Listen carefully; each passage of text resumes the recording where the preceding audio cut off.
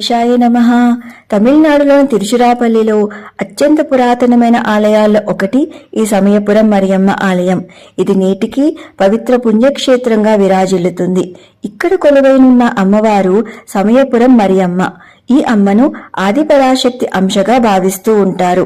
ఈ అమ్మవారిని దర్శించినంత మాత్రం చేతనే ఎటువంటి దీర్ఘకాలిక రోగాలైన నయమవుతాయన్నది భక్తుల యొక్క ప్రగాఢ విశ్వాసం. ఇక్కడ అమ్మవారి విగ్రహం రాతితో కాకుండా ఔషధ మూలికలు కలిపిన ఇసుక మరియు బంకమట్టి మిశ్రమంతో తయారు చేయబడటం విశేషం. అందుకే ఈ విగ్రహానికి అభిషేకం చెయ్యరు.